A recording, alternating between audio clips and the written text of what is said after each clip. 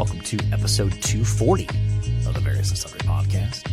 I'm your host, Matt Harmon, joined live from the Vault Studio on the beautiful campus of Grace College and Theological Seminary by my good friend, my colleague, my co-host, and the man who was rained off the golf course this morning, John Scott Sloat. Yeah, it was tough. We were 7 under through 13, so we're playing pretty well in our scramble. But yeah, it was a wet day. How are you personally playing? So I'm not a very long off the tee sort of guy. Mm-hmm. So I think we only took like one of my tee shots. It was one of my role on teams like that is I go first. Let me try to put my ball in the fairway. That way, the guys that can hit the ball a lot further can try to hit the ball a lot further. Yeah. And then I'm pretty good around the greens. I'm pretty good at putting. So and I can hit an approach shot every now and then. So we probably took one of my drives, a few approach shots, and several putts. So right. I was pretty good from about 15 feet in today. All right. So I had probably 3 putts, 10 to 15 feet that I was draining. So you were golfing as part of the what are we calling this? The Lancer Classic? Is that what the official name is? Yeah. Okay. So this is a big fundraising thing for the athletic. Primarily it is for the athletic. Is it just for the athletic program? Or? Yeah. So it's coupled with Athletic Giving Day at Grace. So recording August 5th, right? Yeah. On this day every year, we try to raise money for additional travel in our athletic schedule. So our teams have been something like 19 championships in the last 5 years, something like that. And that's money that we just don't have budgeted necessarily. And so we need to pay for them to get flights, charter buses, do stuff like that, to go to hotels in various areas of the country. There you go. Yeah. So so then how did they determine who won? Was it just who was ahead at that point for the morning flight? Yeah, that's a great question. I have no clue what they're going to do. No clue what they're going to do. The afternoon flight will play because it did clear up. Yeah. I still think we had the better time. It was warm, but it was not hot out. It was overcast even before it rained. Yeah. Yeah. And today right now I think it's blistering out there. Probably. So those guys are sweating up a storm. Yeah. Yeah. Feeling the heat. Something else we should talk about before I do the sort of legally required parts of the intro. Episode 240. Yeah, we're chugging right along. 250 is not far away. I feel like, normally we've been doing like on the hundreds or the big, like. Yeah. But 250 feels like kind of a big milestone. Yeah. 250, quarter of the way to 1,000. That's like the silver anniversary, right? Isn't that? 250? I have no idea. Well, no, like for wedding anniversaries, isn't like the 25th anniversary? Like, I think there's a whole list of like traditionally, which nobody does this anymore, but like each year is associated with something. With like a different type of metal? A metal or some sort of material, I guess. I don't know. Okay. But I think the 25th anniversary is traditionally the silver anniversary. Interesting. And then 50 is gold. You've made it at that point. I guess. What's 60? Platinum? Maybe. Yeah. What do you want to do for the 300th? I don't know. That's a ways. That's over a year away. Yeah. That's 60 episodes away. Flam? El Presidente? Bring him in for, talk some Iowa sports? I don't know. That might go against my instincts to fly under the radar. I know he knows this podcast exists. Yeah. I don't think he's a regular listener. I don't think he's a regular listener. And that's okay. No. Yeah. So, but yeah, 250. Maybe we got to. We do need a planning session here. We're due. Yeah, we're due for a planning session. All right. Well, if you'd like to reach out to the show and suggest some topics, you can find us on X at V&S Email the show variousandsunderpodcast@gmail.com. You can find us on Facebook and on YouTube. And we would love for you to leave a 5-star rating. and you can say whatever you want in the review. Yeah. Positive words are nice. Yeah, we always like positive words, but I mean, good ego boost. Yeah, but if you want to say we're trash, it's fine. Just leave us 5 stars. Go right ahead. Yeah. All right, John. Let's talk some sports here. Obviously, the Olympics are dominating the sports world. Yep. What are some things that have? Well, let's start with the medal count. Let's kind of get the statistics, and this is as of Monday afternoon, August 5th at 2:32 p.m. Okay. So total medal count, the United States has 75. The next closest is China with 52. USA. Yeah. USA. Now, I will say China has 21 golds. The U.S. only has 19. However, in this second week, we are entering the track and field competition. Yeah. And the Chinese will get a few medals through there, but not at the rate I think the U.S. will get medals through there. Mm-hmm. Yeah. Other countries of note, France, the host country, has 45. That feels like a really good showing for France. I think so.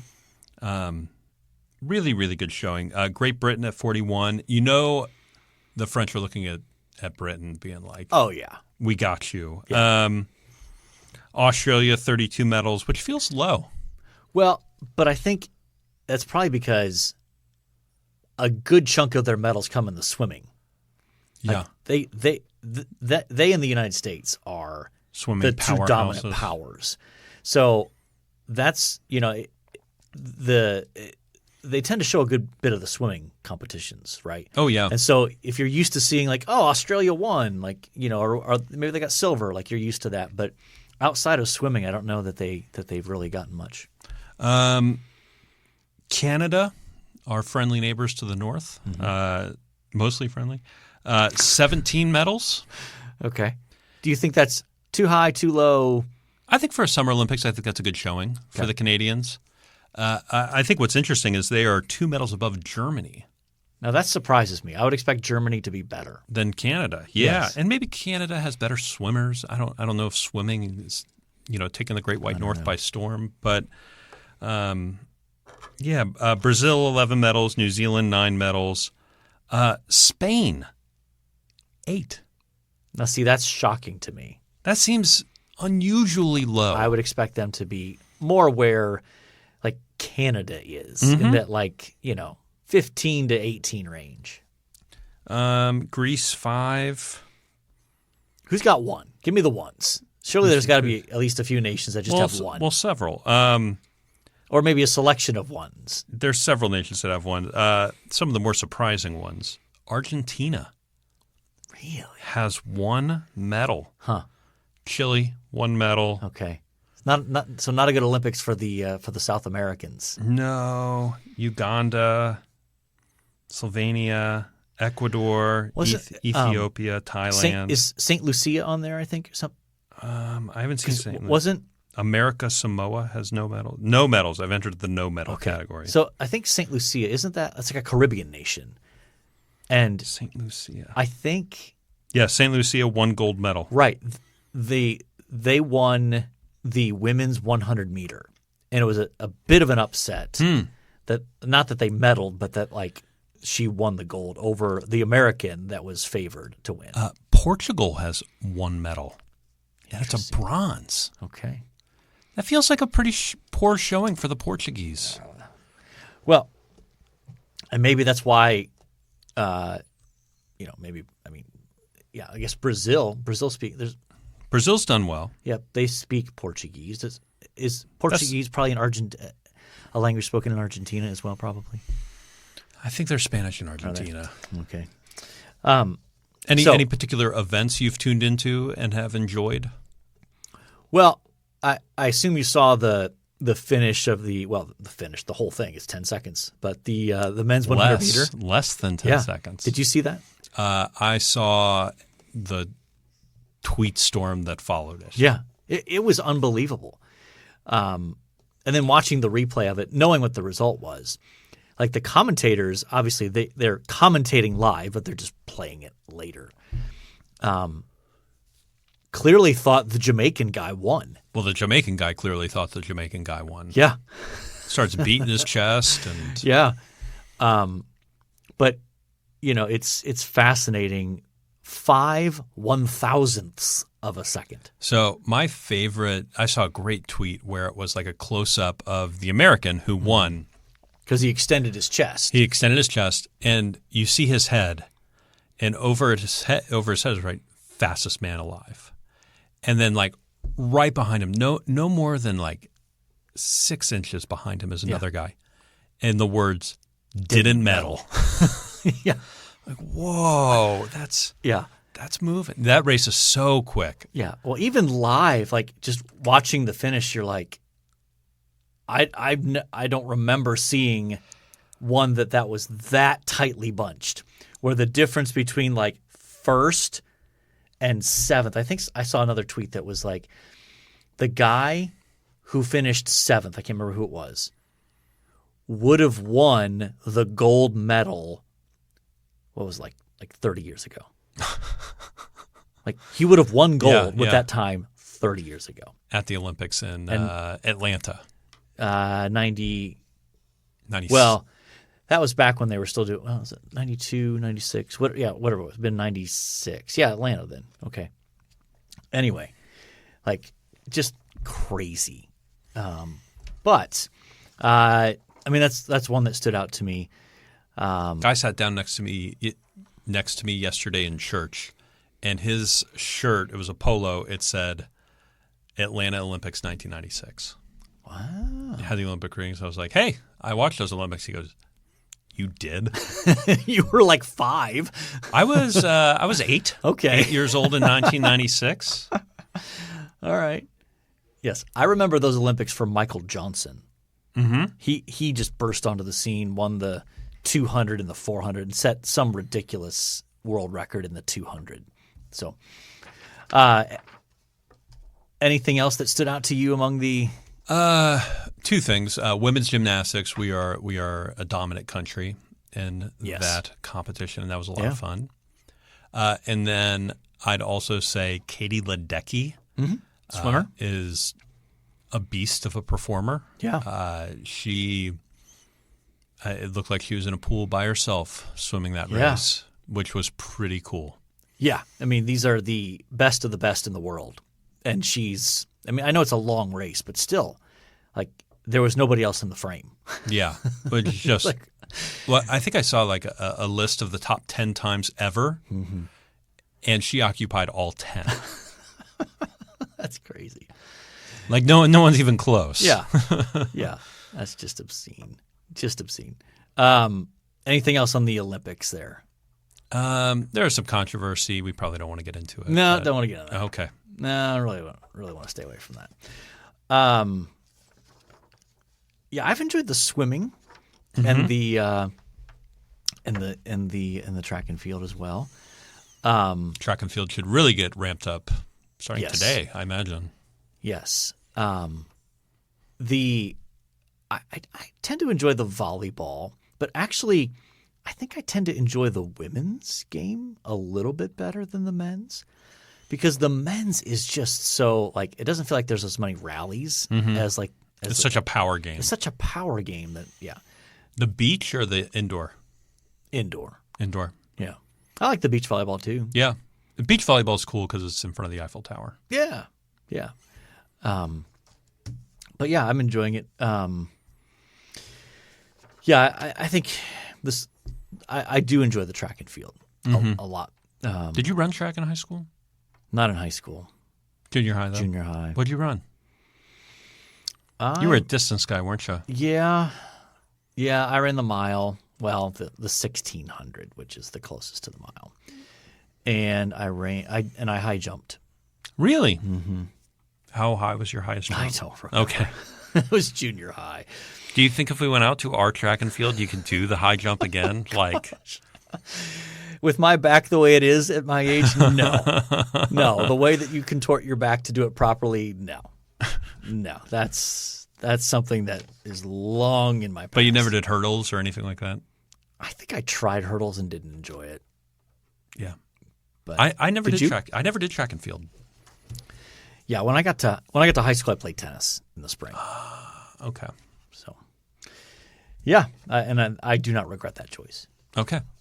Track and field seems like a weird – not weird. I guess I just don't understand it because I never did it. But it seems like you stand around and wait a lot. Yes. And that seems like it's most of your day. Unless you have one of these distance sports like what they have a 10,000 meter race and they're just going for a while. Yeah. But it seems like everybody else is like standing around waiting. But that's an absurd number of laps too, right? Mm-hmm. I mean, 10,000 meters on the track, that's – what is that? Is that 40 laps? I have no idea. I think that'd be 40 laps. Yeah, it's a lot. I mean, and then you throw stuff. The throwing stuff always gets 400, me. It's 400 meters for a lap. Okay. So, yeah, quick math, 25. Did you throw anything in high school or in junior high? Were you a thrower? I was not a thrower, no. Okay. You don't necessarily I have don't really have the build. Yeah. Yeah. The kid who did the high jump with me, though, who was better than me, so just to be clear, went on to make the state championships as a high school student. And really? Performed very well. I think he maxed in high out. Jumping? Yeah. He did like 6'11", I think he high jumped. Wow. And he was a kid that was like 6 feet tall. And triple jump? You do triple jump? I do not think we had triple jump back then. Long jump? Surely you had long jump. We had long jump. I did not do it. Okay. No, I was not a track and field guy. I want to get on to another sports story, which will be much more interesting than reliving my junior high track experience. There was a couple of news reports over the weekend about a draft of the notice of allegations against that team up north for their cheating scandal in football. And it doesn't look good for the Wolverines. It looks like the NCAA is confident they can prove numerous level 1, which is like the highest level allegations. So, like, what's the punishment for something like that? Oh, it can vary. Like death penalty sorts of stuff? Well, I don't think it'll They're not going to do that to Michigan. Way too much money involved Sure. for them to kill a football program like Michigan. Mm-hmm. There's no way that happens. I think the most likely outcome will be some postseason bans, like no bowl games, no like conference championship, maybe a couple of years of that, 2 or 3 years of that would be my guess, maybe. Why only 2 or 3? They're a big brand. They bring in money to the organization. Mm-hmm. Okay. Now their coach is in some trouble. Their new coach, who was their offensive coordinator from last year, who took over after Jim Khaki Pants left. So it'll be interesting to see. Okay. When do we expect hand down of punishment? Well, I think so. My understanding is once the official notice of allegations is given to Michigan, they have 90 days to respond. Okay, so 3 months. And then based on how they respond, there is further process. So, I mean, this is not something that will likely be it won't. I would expect it'll be the spring before anything like is officially announced, like this is what the punishment is. Okay. Who do you think leaked the report? I don't know. But and is this related – so forgive my ignorance. Is this related to the guy in the stands with the binoculars looking at signs? Yep. Okay. Yes. Who there's going to be a Netflix documentary about. He won't talk to the NCAA, has refused to talk to them. Really? But he's going to do some documentary on Netflix. So he's going to make money. Yeah. Yeah. Interesting. Yeah. So anyway. Interesting. We shall see. We're coming up to the point where we should probably do a football preview sports segment. Yeah, we're probably – we're a month out from the start of the NFL season. Yeah, I suppose so. And we're less than that for the start of college football. August 28th is the first game for – no, not 28th. What is that, 31st or the 1st? Maybe it's the 31st. Of August? Of August. For the first game of the football. Wow. Yeah. It's coming in hot. Yeah.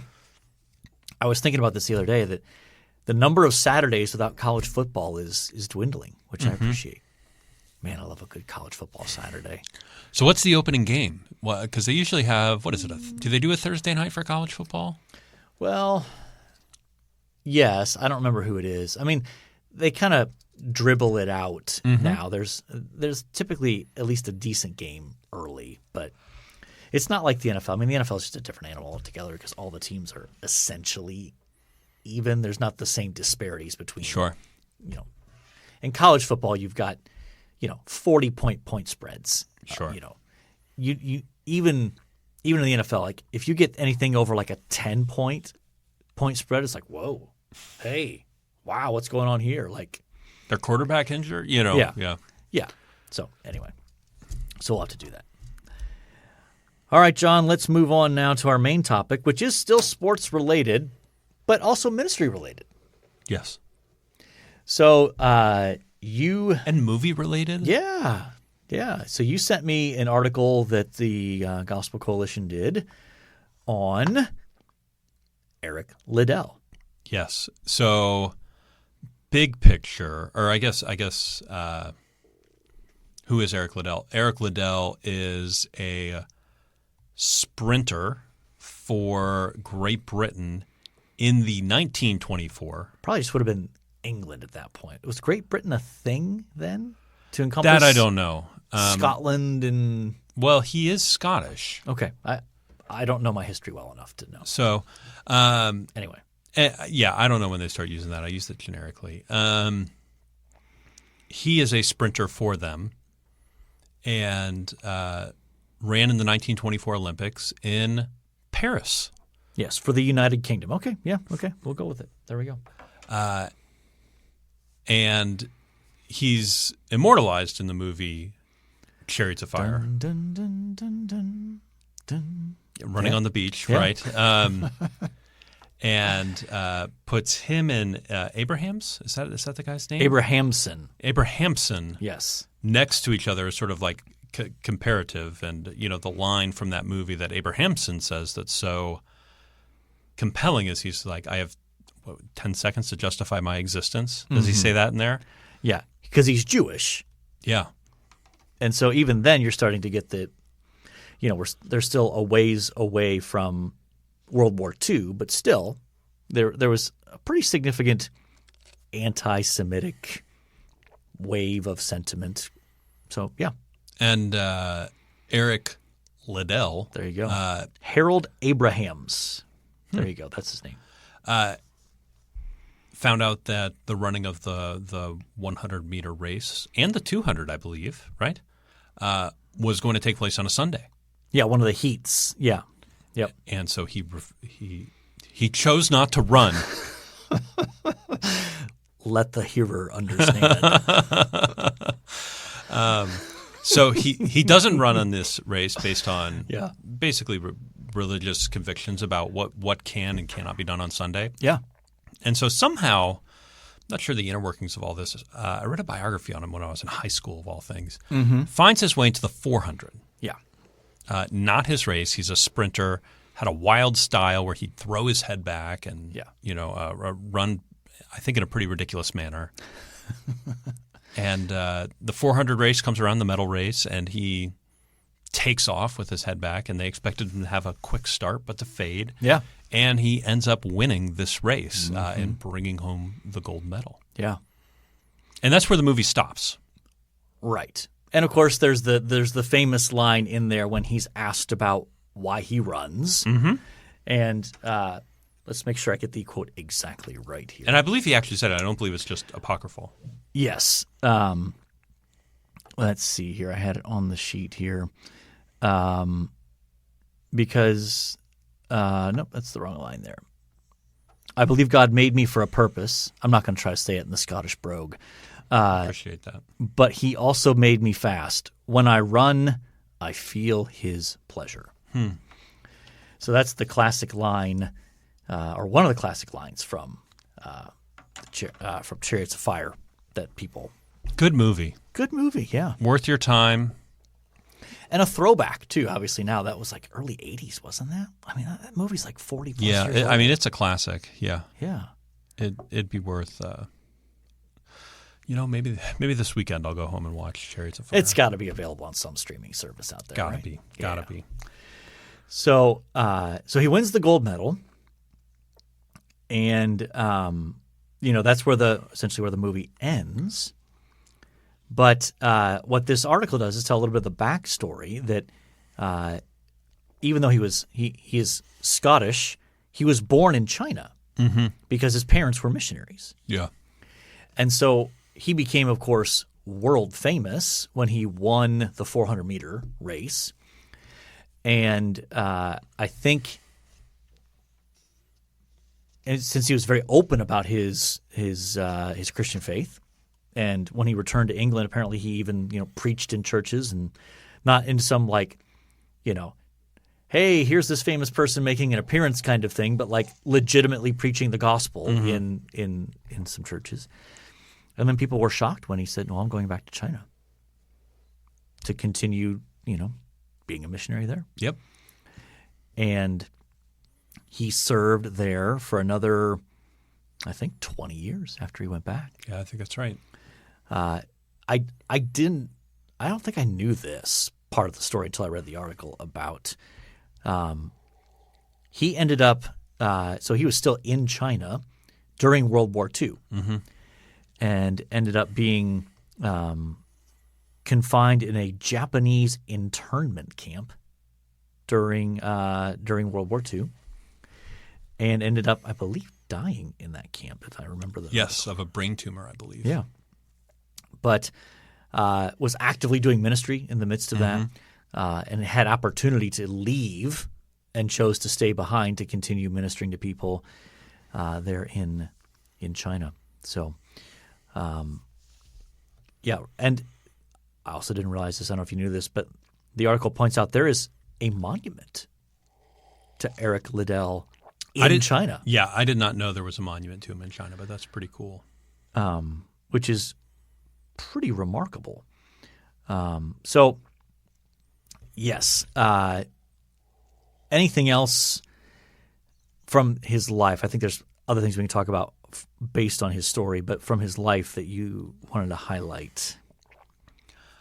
I don't think so. I think the part of his life that I don't think I realized his parents were missionaries in China. I mean, they call him, or he was like the first man from China to win a gold medal, basically. Yeah. Even though he's really British, or Scottish, excuse me. That's a good clarification. Yeah, thank you. Don't want to set up any of our Scottish listeners would have immediately been like, A lot of blood's been spilled in that. Yeah. Yes. But yeah, just sort of the bookends of being born, living in China, and dying in China is pretty remarkable in the midst of World War II. Yeah. Well, and I think his story is also a great testament to, obviously the movie kind of focuses on his Sabbatarian convictions, which is understandable because it's a key piece of the story of his Olympic accomplishments. And a unique piece. Yeah. Very unique. But I don't think a lot of people realize that he served as a missionary in China for 2 decades. And, it's a testament to the genuineness of his faith, that he could have easily stayed in the UK and he could have easily garnered massive audiences because of his fame. Yep. And he could have preached the gospel that way. And I'm not saying that would have been wrong. Like, I'm not saying there's anything inherently wrong with that, but he had a clear sense of the people in China need the gospel. And I'm not going to be lured in by the fame that I've acquired and let that turn me away from where God has called me. And I think that's a healthy reminder.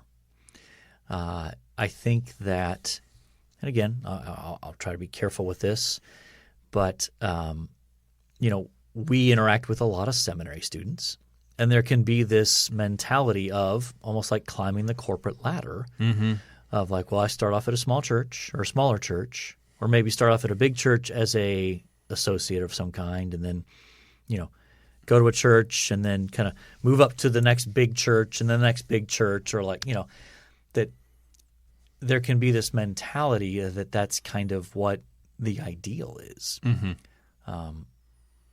I think most are probably not open about that think that. Sure, they sure. They have the good sense to keep their mouth shut. Yeah. Yeah. Yeah. Or to even see that attitude as sinful or problematic. Right. Right. And I'm not saying that's inherently sinful in terms of like moving from one church to another, going from a smaller church to a bigger church. I'm not saying that that's sinful. I think what is sinful is if it's motivated by, this will give me a bigger platform. Yeah.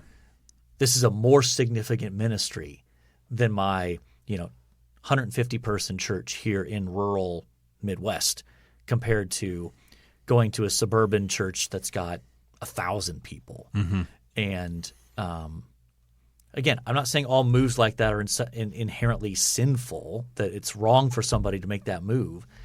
What matters is the motivation, and what is driving you to do that, or even just, are you, even as you're serving in that smaller context, are you constantly yearning for, longing for, setting your heart on, I want something bigger, better, more well known.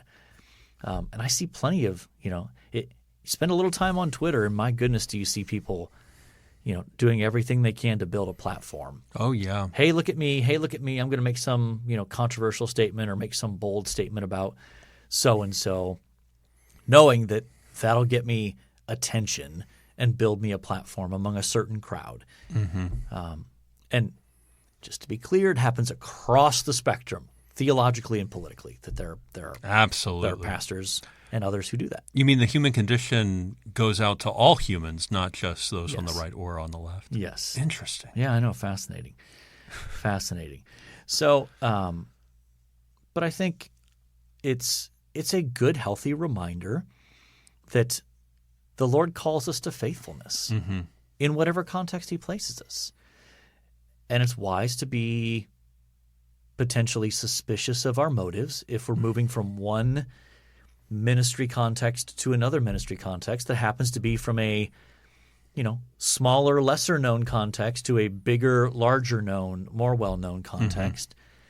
That, is your motivation wanting to be a bigger deal, for your own platform, for your own recognition, for your own self-promotion.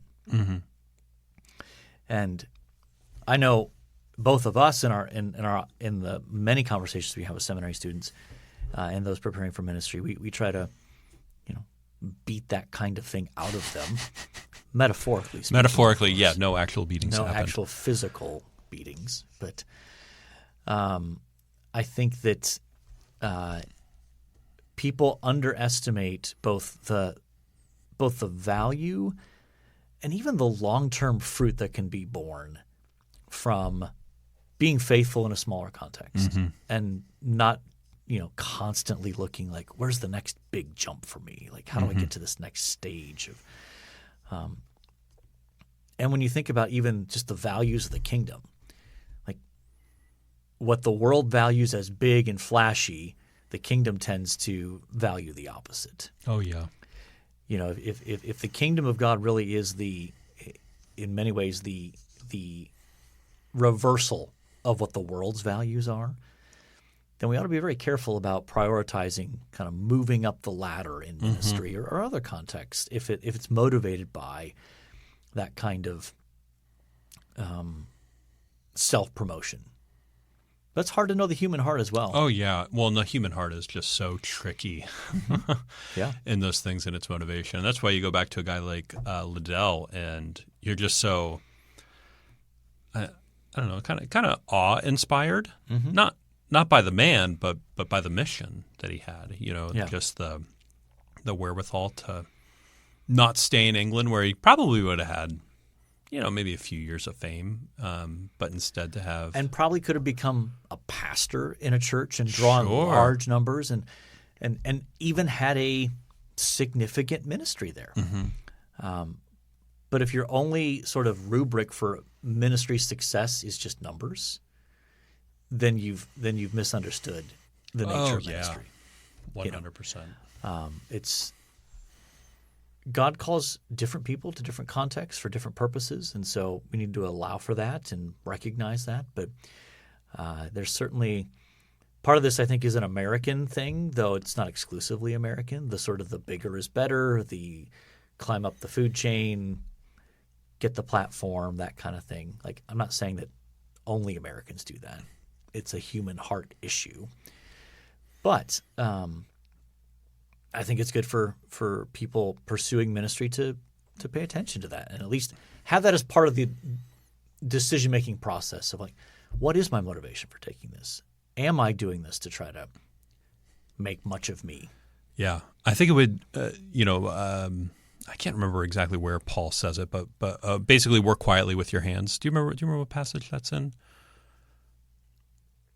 Work quietly with your hands. I mean, that's something that comes out in Ecclesiastes. But I mean, Paul certainly encourages the sort of living a quiet life. Is it the 1 Timothy 2 maybe?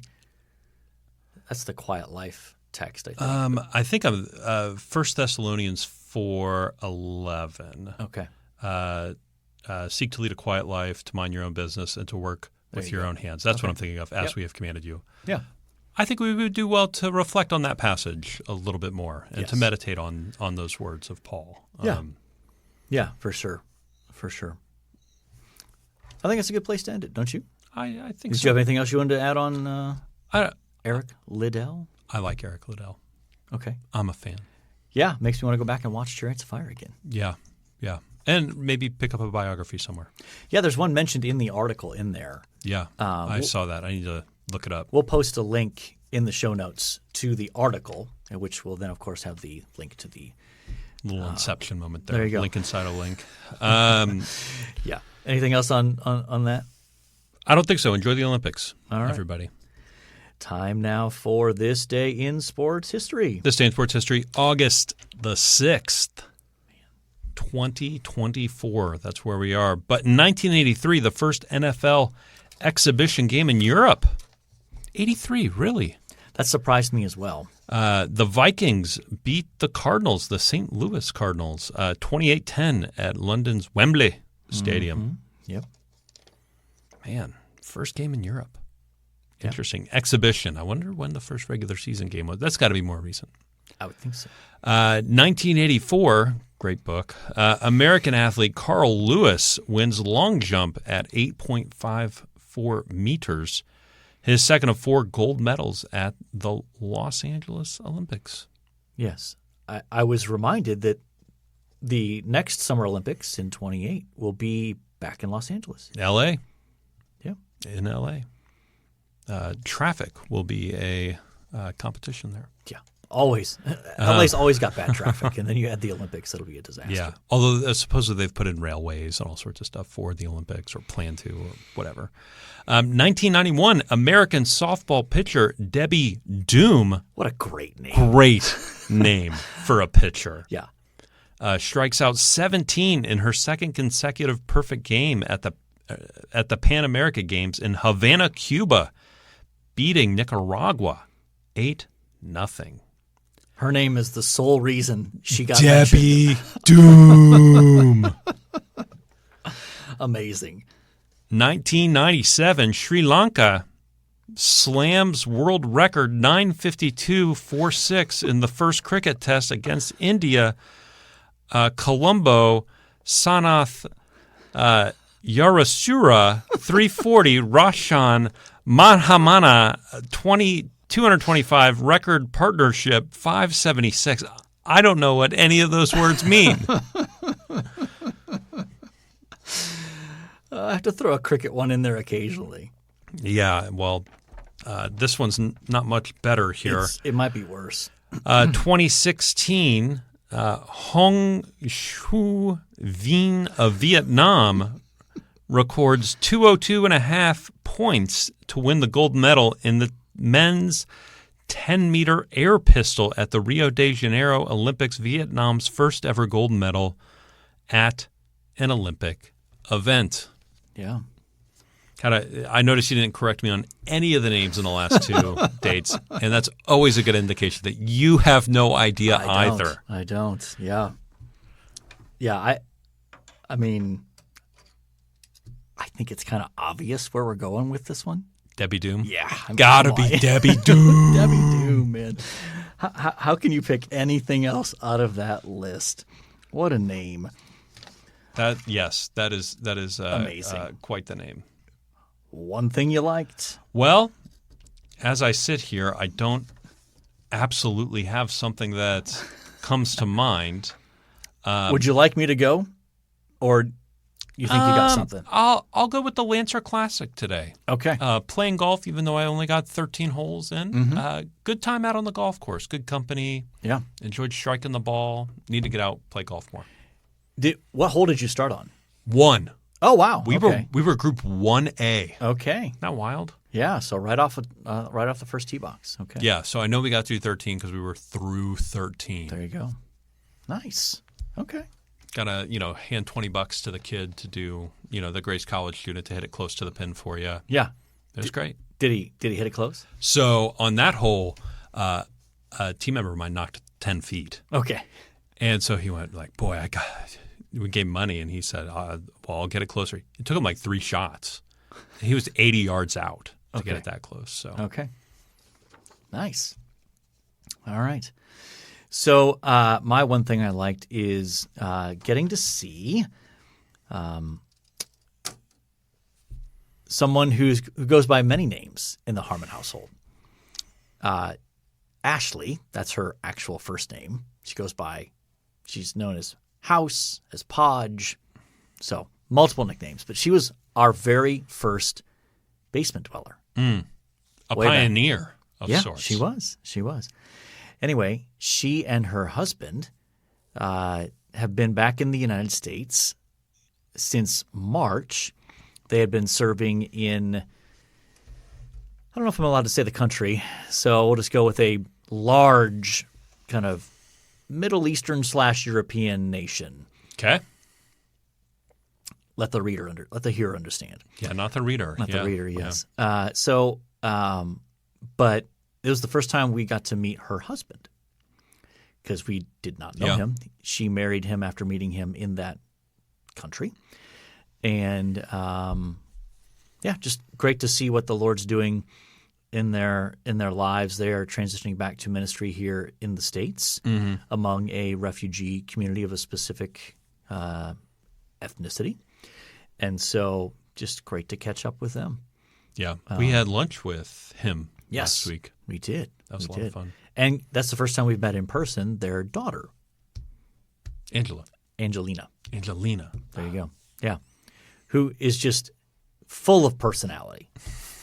As one would expect. Yeah. Yeah. So, and also, I'm kind of lumping this under the visiting with people. Oh. So, we had a lovely time with Nate from Ohio on Saturday. Oh, nice. He was passing back through town. Oh, nice. Yeah.